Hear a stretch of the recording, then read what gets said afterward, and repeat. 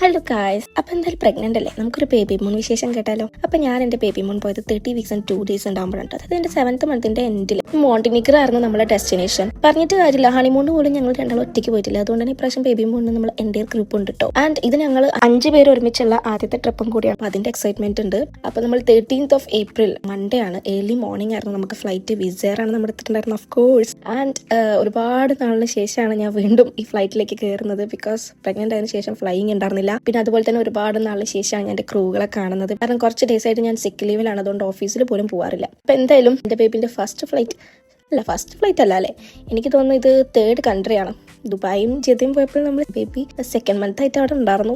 അപ്പോൾ എന്തായാലും ദുബായ് ഒരു ട്രോമ ആയതുകൊണ്ട് തന്നെ എനിക്ക് കുറച്ച് പേടിയുണ്ട്. അതുകൊണ്ട് റിലാക്സ് ആയിട്ടുള്ള ഇറ്റിനറിയാണ് ഞാൻ പ്ലാൻ ചെയ്തിട്ടുള്ളത് കേട്ടോ. അപ്പോൾ നമ്മൾ പോർട്ട്ഗോരിക്ക എയർപോർട്ടിലാണ് ലാൻഡ് ചെയ്തത്. ആദ്യം തന്നെ നമ്മൾ ബുക്ക് ചെയ്തിട്ടുണ്ടായിരുന്ന കാർ പിക്കപ്പ് ചെയ്തു.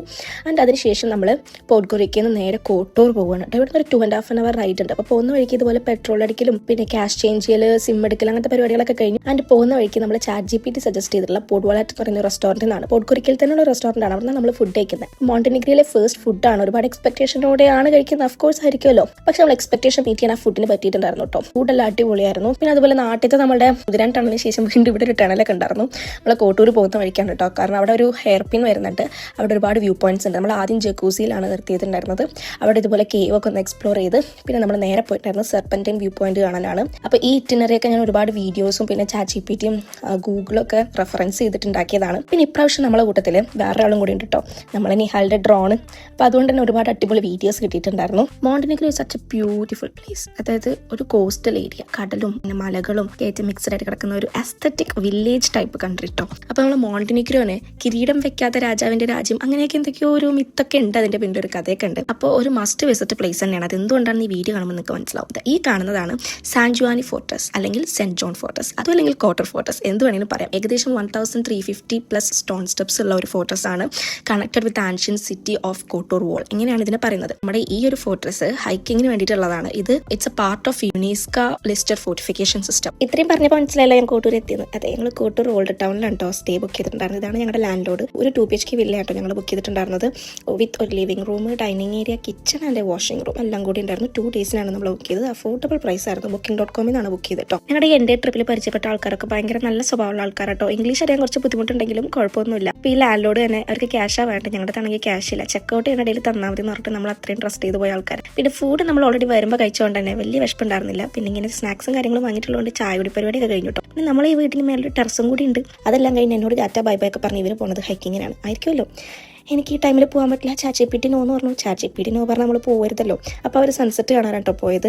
ശരിക്കും ഞങ്ങളുടെ ഈ ഈവനിങ് പ്ലാൻ കേബിൾ കാറും കോസ്റ്റൽ റൈഡും ആയിരുന്നു. പക്ഷേ ഈ ടൈമായിട്ടും അത് സ്റ്റിൽ ക്ലോസ്ഡ് ആയിരുന്നു, അതായത് April ആയിട്ടും. അപ്പോൾ അതുകൊണ്ട് പ്ലാൻ ക്യാൻസൽ ചെയ്ത് ഞങ്ങൾ നേരെ ഹൈക്കിങ്ങിലേക്ക് ആക്കി. ഇപ്പോൾ പോകുമ്പോൾ ഇതേപോലെ ഡേ വ്യൂവും തിരിച്ചു വരുമ്പോൾ അവർക്ക് നൈറ്റ് വ്യൂവും കിട്ടിയിട്ടുണ്ടായിരുന്നു, സൺസെറ്റ് കഴിഞ്ഞതുകൊണ്ട് തന്നെ. അതെല്ലാം കഴിഞ്ഞ് പിന്നെ ഈവനിങ് ഞങ്ങൾ ഇതുപോലെ കോട്ടൂറിൻ്റെ ഒരു നൈറ്റ് വാക്കിന് ഇറങ്ങി. ഈ ഐഡിയ എന്ന് പറയുന്ന അവിടുത്തെ ഒരു സൂപ്പർ മാർക്കറ്റാണ് കേട്ടോ. അങ്ങനെ അവിടെ അടുത്ത് തന്നെയുള്ള മരേന്ത ഗ്രിൽ ഹൗസിലാണ് നമ്മൾ ഡിന്നർ കഴിക്കാൻ വേണ്ടി കയറിയിട്ടുണ്ടായിരുന്നത്. ഒരു മസ്റ്റ് ട്രൈ ഫുഡ് സ്പോട്ടാണ് കേട്ടോ. മെയിനായിട്ട് അവരുടെ ബീഫ് കൗലാഷും ടെലിറ്റിനോ സ്റ്റീക്കും ഒരു ടെൻഡർ ടൈപ്പ് ഫുഡായിരുന്നു. Beef of course. പക്ഷെ എല്ലാ കൺട്രിക്കും നമുക്കൊരു മെമ്മറബിൾ ഫുഡ് ഉണ്ടാവില്ല. അതുപോലെ ഈ കൺട്രിക്ക് എന്റെ മെമ്മറബിൾ ഫുഡ് ഇതാണ് കേട്ടോ. കുറച്ച് എക്സ്പെൻസീവ് ആണ്, പക്ഷെ അതുവഴി പോകുമ്പോൾ ഒന്ന് ട്രൈ ചെയ്ത് നോക്കും. എല്ലാം കഴിഞ്ഞ് കുറച്ചു നേരം കോട്ടൂർ മറൈനിലും പിന്നെ ഞങ്ങൾ വീട്ടിലെ ടെറസിലും ടൈം സ്പെൻഡ് ചെയ്ത് അന്നത്തെ ഡേ അടിപൊളിയായിട്ട് തീർന്നു കേട്ടോ. അത് നെക്സ്റ്റ് ഡേ എന്ന് പറയുന്നത് ഒരു റെയിനി ഡേ ആയിരുന്നു. അതുകൊണ്ട് ഞങ്ങൾ കുറച്ച് ലേറ്റ് ആയിട്ടാണ് വീട്ടിൽ നിന്ന് പുറത്തേക്ക് ഇറങ്ങിയത്. മോണ്ടിനിഗ്രോയിലെ മഴ എക്സ്പീരിയൻസ് ചെയ്യാൻ പറ്റി. ഇനി അവിടുത്തെ മഴ എങ്ങനെയെന്ന് ചോദിക്കണ്ട, എല്ലാം ഒരേപോലെയാണ്.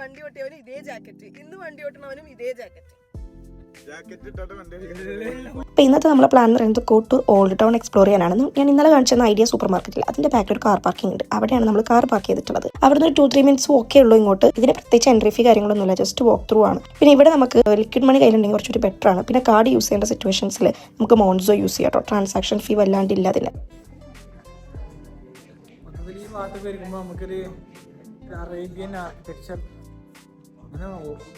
വളരെ അടിപൊളി ആർക്കിടെക്ചർ എന്നല്ല, മീൻസ് ഒരു പഴയ തനിമ എന്നൊക്കെ പറയുന്നത് ആ ഒരു സാധനം നമുക്ക് ഫീൽ ചെയ്യും കേട്ടോ.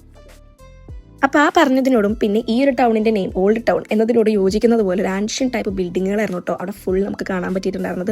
പിന്നെ അതിൻ്റെ ഉള്ളിൽ ഒരുപാട് സോവനീർ ഷോപ്പുകളും ഫോട്ടോ സ്പോട്ടുകളും ഫുഡ് സ്പോട്ടുകളൊക്കെ ഉണ്ടായിരുന്നു. അതേപോലെ തന്നെ ഏറ്റവും അടിപൊളിയായിട്ടുണ്ടായിരുന്നത് കുറച്ച് ബാങ്കുകളും ചർച്ചൊക്കെ ഉണ്ടായിരുന്നു. ശരിക്കും ഒരു ടൗൺ തന്നെയായിരുന്നു. അപ്പോൾ ആ ബാങ്കിൽ നിന്ന് ഞങ്ങൾ UK നിന്ന് വരുമ്പോൾ ലിക്വിഡ് മണി എടുത്തിട്ടുണ്ടായിരുന്നു, പൗണ്ട്. അത് യൂറോ ആക്കാൻ ട്രൈ ചെയ്തു, പക്ഷെ അത് പോസിബിൾ ആയിരുന്നില്ല അവിടെ. പിന്നെ ഞങ്ങൾ നേരെ പോയത് പ്രോൺട്ട പിസേരിയയിലാണ്. എലിഫന്റ് സൈസ് പിസ്സ എന്ന് പറഞ്ഞിട്ട് മോണ്ടിനിഗ്രോയുടെ ഒരു ഫേമസ് ഐറ്റം ആണ്. അത് അവിടെ നിന്ന് ട്രൈ ചെയ്തു, അടിപൊളിയായിരുന്നു. ചിക്കൻ്റെ ഒക്കെ ഉണ്ടായിരുന്നു, അതൊരു മസ്റ്റ് ട്രൈ ആണ് കേട്ടോ. പിന്നെ മൊറേറ്റ്സിൽ പോയിട്ട് കഴിഞ്ഞിട്ട് നമ്മൾ കുറച്ച് ഡെസേർട്ടും ട്രൈ ചെയ്ത് ഞങ്ങൾ നേരെ ഓൾഡ് ടൗണിൽ എക്സിറ്റ് ചെയ്തു കേട്ടോ. എക്സിലേക്ക് പോകുന്ന വഴി ഇങ്ങനെ കുറേ ക്യാറ്റ്സിനെ കാണാം. യൂറോപ്പിൽ എനിക്ക് തോന്നുന്നു മെയിൻ പെറ്റ് ക്യാറ്റാണ്, എല്ലാ കൺട്രിയിലും ഉണ്ട്, അതുകൊണ്ട് എടുത്ത് പറയുന്നില്ല. അപ്പോൾ നമ്മൾ എക്സിറ്റ് ചെയ്യുമ്പോൾ റിവ ബാസ്ക്ലിയോ എന്ന് പറയുന്ന ലേക്കൊക്കെ കാണാം കേട്ടോ. ആൻഡ് അത് കഴിഞ്ഞ് ഞങ്ങൾ നേരെ പോയത് കമലീജ ഷോപ്പിംഗ് സെന്ററിലാണ്. അതിൻ്റെ പുറത്ത് ഇങ്ങനെ ഒരു ATM ഉണ്ട്, നമുക്ക് മോൺസോ യൂസ് ചെയ്ത് ഇങ്ങനെ ലിക്വിഡ് മണി എടുക്കാം. അതാണ് കുറച്ചുകൂടി കൺവീനിയൻറ്റ്. ഞങ്ങൾ ശരിക്കും ഷോപ്പിംഗ് സെന്ററിലേക്ക് ഒന്ന് വാഷ്റൂം യൂസ് ചെയ്യാനൊക്കെ വേണ്ടി പോയതാണ്. അപ്പോൾ അവിടെ ഇതുപോലെ ബോട്ട് ട്രിപ്പിൻ്റെ ഏജൻസികളൊക്കെ ഉണ്ടായിരുന്നു. പക്ഷേ ഞങ്ങൾ അവിടെ നിന്നൊന്നും അല്ല ബുക്ക് ചെയ്തത്, ജസ്റ്റ് നമുക്ക് ഇൻഫർമേഷൻസ് കിട്ടും. അത് കഴിഞ്ഞ് ഞങ്ങൾ നേരെ പോയത് കോട്ടൂർ ബേയിലാണ്. അവിടെ ഇതുപോലെ കുറച്ച് ടൈമൊക്കെ സ്പെൻഡ് ചെയ്തു. അവിടെ ഒരുപാട് ഏജൻസി ഉണ്ട്, പക്ഷേ ഞങ്ങൾക്ക് അന്ന് ബോട്ട് ട്രിപ്പ് എടുക്കാൻ പ്ലാൻ ഇല്ലാത്തതുകൊണ്ട് ഞങ്ങൾ ഒരു എക്സ്ക്യൂസ് പറഞ്ഞു കഴിഞ്ഞു കേട്ടോ. പിന്നെ അവിടെ നിന്ന് കുറച്ച് നടന്നപ്പോൾ മോണ്ടിനിഗ്രോ ഹോസ്റ്റൽ ഫോർ യു എന്ന് പറയുന്ന അവിടെയാണ് കയാക്കിംഗ് ഉള്ളതെന്ന് പറഞ്ഞു. ഒരു €20 പെർ പേഴ്സൺ ആണ് ഈ കയാക്കിംഗ് ചെയ്തിട്ടുണ്ടായിരുന്നു. ഒരു ലിമിറ്റഡ് ഹവേഴ്സ് ഒന്നുമില്ല, എത്ര ടൈം വേണമെങ്കിലും ചെയ്യാം. പക്ഷെ അതും എനിക്ക് പോസിബിൾ അല്ലാത്തതുകൊണ്ട് ഞാൻ വീണ്ടും വണ്ടി തന്നെ. വിഷമൊന്നുമില്ല, ചെറിയൊരു സങ്കടം പോലെ. അത് കഴിഞ്ഞ് പിന്നെ ഞങ്ങൾ അവിടെ ആ ഒരു ബേ സൈഡിലുള്ള ഒരു ഷോപ്പിൽ നിന്ന് ഒരു സ്റ്റീക്ക് റാപ്പും കഴിച്ച് ഞങ്ങൾ നേരെ പോയത് ടൊബ്രോട്ട ബീച്ച് സൈഡിലേക്കാണ് സൺസെറ്റ് കാണാൻ വേണ്ടിയിട്ട്. ഇതൊരു ടൂറിസ്റ്റ് ഏരിയ എന്നല്ല, ഒരു ഹിഡൻ സ്പോട്ടാണ്, പക്ഷെ ഒരു മസ്റ്റ് ട്രൈ സ്പോട്ടാണ് കേട്ടോ. ടൊബ്രോട്ട ബീച്ച് സൈഡിൽ നിന്ന് സെർച്ച് ചെയ്ത് തന്നെ നിങ്ങൾക്ക് ലൊക്കേഷൻ കിട്ടും. ആ ഒരു ഹില്ലിൻ്റെ ഒക്കെ ഇടയിൽ കൂടെ ഒരു വാക്ക് ത്രൂ ആണ് ഈ ഒരു ബീച്ച് സൈഡിലേക്ക് എത്തിക്കുന്നത്. നല്ല രസമായിരുന്നു അവിടെ ഇരിക്കാൻ, അവിടെ ഇരുന്ന സൺസെറ്റ് കാണാൻ. കുറച്ച് നേരം ഞങ്ങളുടെ ഡ്രോണിൽ അടിപൊളി വീഡിയോസ് ഒക്കെ എടുത്ത്, പിന്നെ മിസ്റ്റർ ഷെഫീക്കിൻ്റെ വക ഒരു ഡാൻസ് കൊറിയോഗ്രാഫി ഒക്കെ ഉണ്ടായിരുന്നു അവർക്ക്. പക്ഷേ എന്ത് ചെയ്യാൻ, അമ്പനും വില്ലിനും എടുക്കുന്നുണ്ടായിരുന്നില്ല അവരൊന്നും. അവസാനം ഈ ഒരു ലെവലിലേക്ക് എത്തിച്ചിട്ടുണ്ടായിരുന്നു കേട്ടോ. അടുത്ത മ്യൂസിക്. അത് ഞങ്ങൾ നേരെ ഡിന്നർ കഴിക്കാനായിട്ടോ പോയത്. സ്പോട്ടിൻ്റെ പേര് എനിക്ക് ഓർമ്മയില്ല. അവർക്ക് ഇൻഡോറും ഔട്ട്ഡോറും സീറ്റിംഗ് ഉണ്ടായിരുന്നു. ഒരു ലേക്ക് സൈഡ് സീറ്റിംഗ് ഒക്കെ ഇരുന്ന ഔട്ട്ഡോർ. അപ്പോൾ ഇപ്രാവശ്യം ഞങ്ങൾ ഒക്ടോബസ് ട്രൈ ചെയ്യാനായിട്ട് നിൽക്കുന്നത്. ഫസ്റ്റ് ടൈമാണ് ഞാൻ ഒക്ടോബസ് ട്രൈ ചെയ്തത്. അത് എനിക്ക് നല്ല ഇഷ്ടപ്പെട്ടു, അടിപൊളിയായിരുന്നു. പിന്നെ അവർ സജസ്റ്റ് ചെയ്ത കുറച്ച് സീ ഫുഡ് ഐറ്റംസ് ഓർഡർ ചെയ്തിട്ടുണ്ടായിരുന്നു. എല്ലാം ഹലാലാണ് കേട്ടോ, ഇനി അത് ചോദിച്ചു വരണ്ട. അതെല്ലാം കഴിഞ്ഞിട്ട് തൊട്ടടുത്തുള്ള ലേക്ക് സൈഡിൽ കുറച്ച് ടൈം സ്പെൻഡ് ചെയ്ത് ഞങ്ങളുടെ അന്നത്തെ ഡേയും അവിടെ തീർന്നു കേട്ടോ. പിന്നെ ഫോർ പ്രഗ്നന്റ് ലേഡീസ് ഇങ്ങനെ ട്രിപ്പ് പോകുമ്പോൾ എവിടെയെങ്കിലും ഫുഡ് കഴിക്കുമ്പോൾ പ്രത്യേകിച്ച് പറയണം, എല്ലാം വെൽ കുക്ക്ഡ് ആക്കാൻ. ഈ ഒരു വീഡിയോൻ്റെ എന്തെങ്കിലും ഡീറ്റെയിൽസ് വേണമെങ്കിൽ കോമെന്റ് ചെയ്താൽ മതി കേട്ടോ. അതുപോലെ നെക്സ്റ്റ് പാർട്ടായിട്ട് ഞാൻ പെട്ടെന്ന് വരാം. ബൈ.